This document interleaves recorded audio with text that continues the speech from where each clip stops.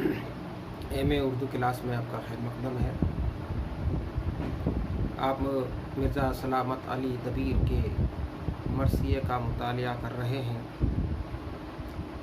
آپ نے دیکھا کہ ابن سعد اپنے فوجیوں کو کس طرح سے مخاطب کر رہا ہے اور انہیں جوش دلا رہا ہے،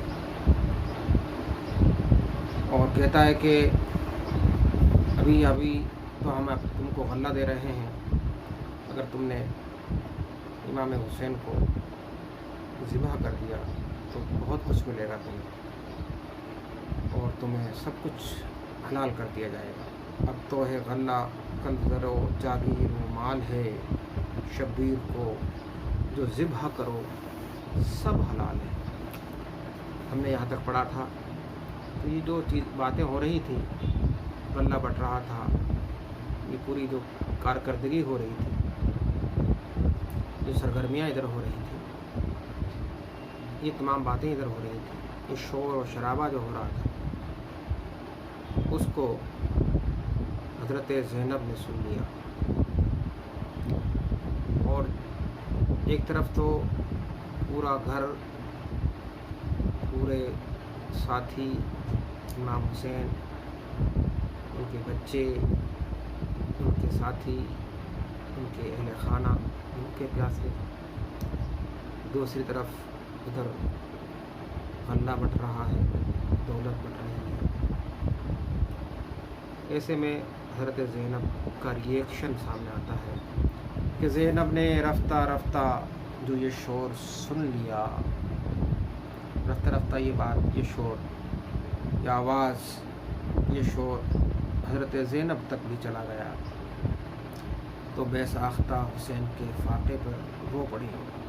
انہیں حضرت امام حسین کے فاقے پر رونا آ گیا۔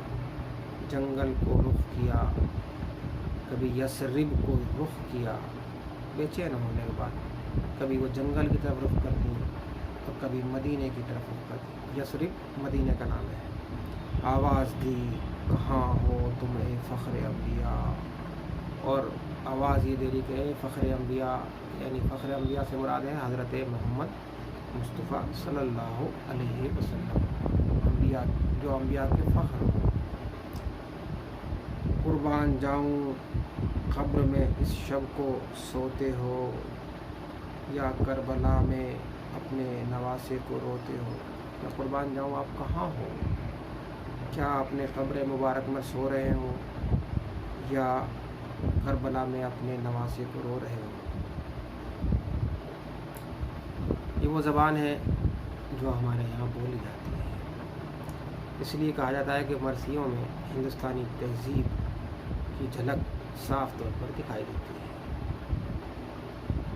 تو حضرت زینب کا یہ بیان اس ہندوستانی تہذیب کے حوالے سے بہت اہمیت کا حامل ہے۔ کس طرح کا محاورہ اس کہ اپنے نواسے کو روتے ہو، یہ محاورہ لکھنؤ کا محاورہ ہے، ہمارے اردو کا محاورہ ہے۔ نانا یہ کلمہ گو ہمیں ناحق ستاتے ہیں۔ اب وہ حضرت محمد مصطفیٰ صلی اللہ علیہ وسلم سے مخاطب ہیں۔ پیتے ہیں خود ہمیں نہیں پانی پلاتے ہیں، انصاف کے لیے نہیں کیوں آپ آتے ہیں، اتنا تو پوچھئے یوں ہی مہماں بلاتے ہیں۔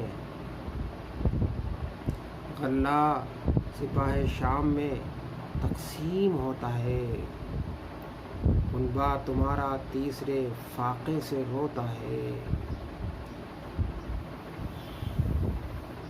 کہ نانا یہ تمہارے کلمہ گو ہمیں ناحق ستا رہے ہیں، خود پانی پی رہے ہیں لیکن ہمیں نہیں پینے دیتے، آپ انصاف کے لیے کیوں نہیں آتے؟ آئیے نا، آپ انصاف کیجیے، ان کو سمجھائیے، اتنا تو پوچھئے، اور ان سے اتنا پوچھئے آپ کہ تم نے تو ان کو بلایا تھا یہاں پر، ایک کوفہ والوں تم نے تو ان کو بلایا تھا، تم آج تمام کے تمام فوجی یزید کے ساتھ کھڑے ہو گئے، اتنا تو پوچھئے یوں ہی مہمان بلاتے ہیں۔ مہمان کو ایسے ہی بلایا جاتا ہے، ان کے ساتھ ایسا ہی سلوک ہوتا ہے، ان کے ساتھ ایسا ہی رویہ اختیار کیا جاتا ہے۔ کیا کیا کر رہے ہو آپ لوگ؟ کہ سپاہ شام میں غلہ بٹ رہا ہے اور تمہارا کنبہ، میرے نانا تمہارا کنبہ تیسرے فاقے سے رو رہا ہے، تیسرا فاقہ ہے، 3 دن ہو گئے کھائے ہوئے۔ یہ بات کہہ رہی ہیں حضرت زینب، مخاطب ہیں حضرت محمد مصطفیٰ صلی اللہ علیہ وسلم سے۔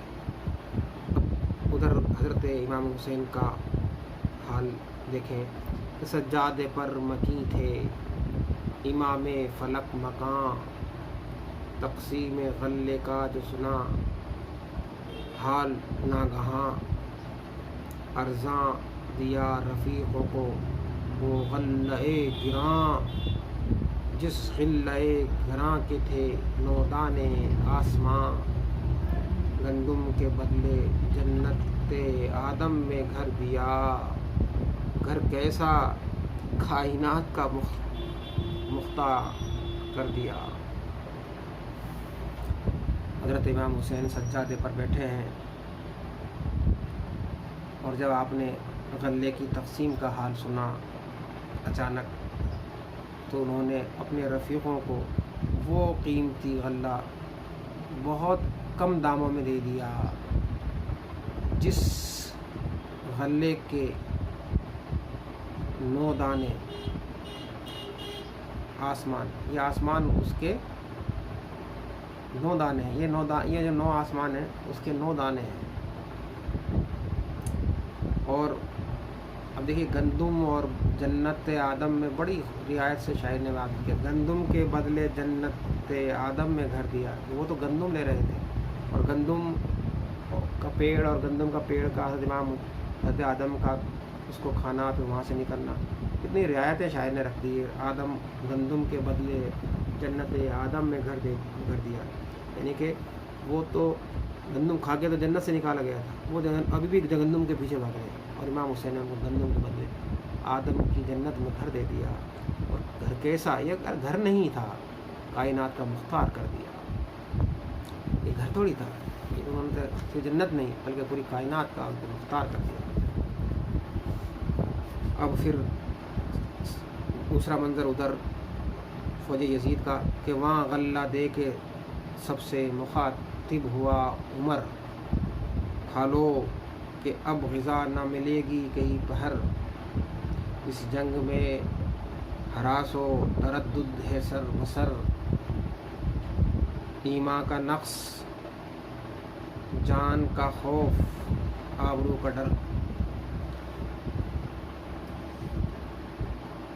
ایمان کا نقص جان کا خوف آبرو کا ڈر، امت سے سامنا ہے امام جلیل کا، کاٹا ہے جس کے باپ نے پر جبرائیل کا، کہ تم،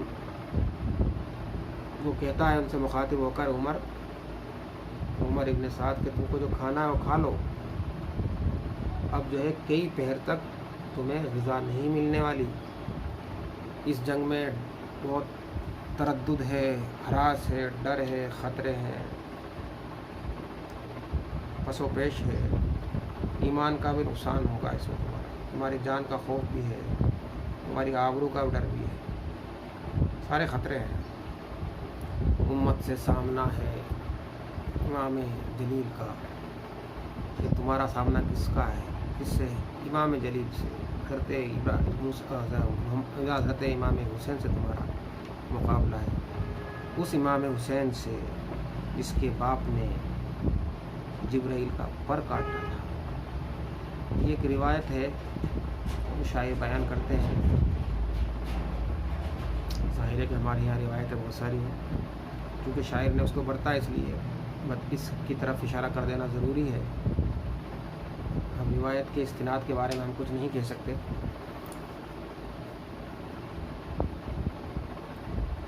کہ خیبر کے معرکے میں جب حضرت علی نے مرحب پر وار کیا تو آپ کا وار اتنا تیز تھا کہ اگر وہ وار मरहब को काटते हुए वो तलवार ज़मीन पर जा लगती तो ज़मीन में ज़लज़ला पैदा हो सकता था। तो अल्लाह ताला ने हज़रत जिब्राईल अलैहिस्सलाम को हुक्म दिया कि जाके इसे ज़मीन को बचाओ। तो उन्होंने अपने पर बिछा दिए तो उस तलवार का अटैक ज़रब उनके परों पर पड़ी तो उनके कुछ पर कट गए थे। एक रिवायत है, उस रिवायत के सच और झूठ के बारे में हम कुछ नहीं कह सकते, लेकिन क्योंकि रिवायत है तो शायद ने उस रिवायत का यहाँ पर उस रिवायत को अपनाया है।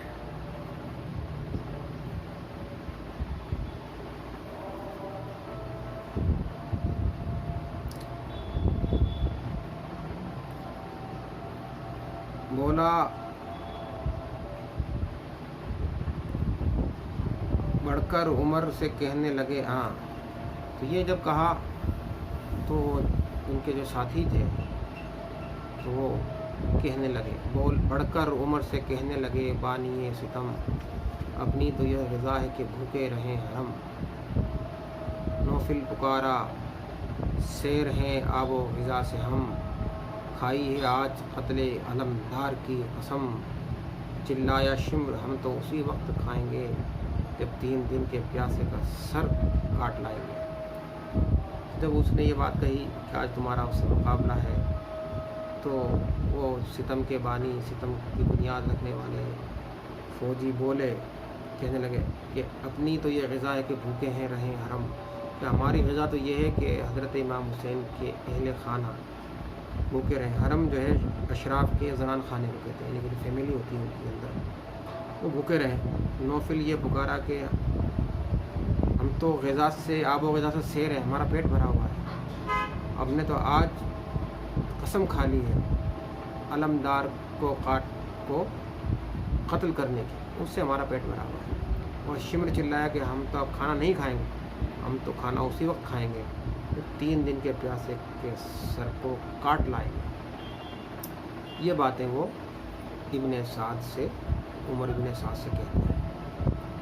तो वो उमर इसके जवाब में बोलता है कि बोला उमर ये किब्र की बातें रवा नहीं, मुँह का निवाला शेरों का सर काटना नहीं। दावाए बेसनद से तुम्हें कुछ हया नहीं, दुनिया में भूखा प्यासा तो कोई लड़ा नहीं। उतरे न होते तुम जो लबे नहर चैन से, फिर देखता मैं लड़ते वो क्यों कर हुसैन से। उसको गुस्सा आया, वो शेखी मार रहे थे तो उन पर उसने डांटा उनको, ये तुम घमंड की बातें रवा नहीं हैं और शेरों के सर को काट के लाना कोई मुँह करने वाला नहीं है जो तुम इस तरीके से बातें कर रहे हो। और तुम क्या दावाए बेसनद कर रहा हो, तुम शर्म नहीं आती, हया नहीं आती। दुनिया में भूखा प्यासा तो कोई लड़ा नहीं, दुनिया में कोई ऐसा आदमी है जो भूखा प्यासा लड़े। तुम भूखे प्यासे से लड़ोगे, तुम्हारी औकात है।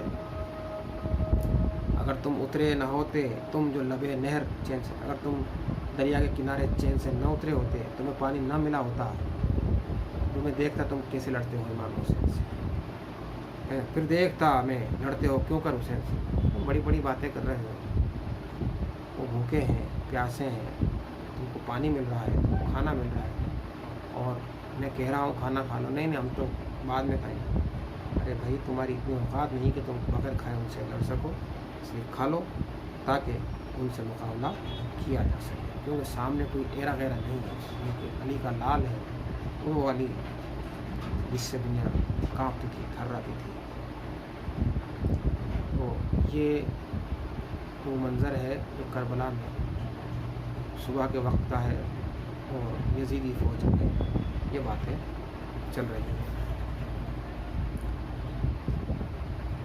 फिर आगे देखते हैं, ये जो कहा उमर ने वो चुपके चले गए, बेअक्ल नक़दे जां के एवज़ दीन दे गए, सैयद के क़स्द ज़िबा पे सब हल्ला ले गए और यहाँ उमर के अस पे इराक़ी कसे गए। चीदा किए उमर ने सिलह कारज़ार के, खादिम ले आए चरख से तेग़ें उतार के। उमर ने जब ये बात कही तो वो चुपके होकर चले गए और वो देखिए कि बेअक्ल नक़दे जान के एवज़ अपनी जान की बदले में दीन बेच गए। क्यों? سید کے قصد ذبح پہ، اور سید کے قصد ذبح یعنی کہ حضرت امام حسین کو ذبح کرنے کے ارادے کو لے کر غلہ لے گئے، اور یہاں عمر کے اسب عراقی، اور پھر اس کے بعد جو عمر کے جو عراقی گھوڑے تھے وہ کسے گئے، اس نے اپنے ہتھیار، جنگ کے ہتھیار منگائے اور تیغیں تلوار سب منگا لی، اور اس نے اپنے بدن پر ان کو لگانے کا سلسلہ شروع کیا۔ آگے ابھی اس کا حال اور بیان ہوگا، آج کے لیے اتنا ہی کافی، بہت بہت شکریہ۔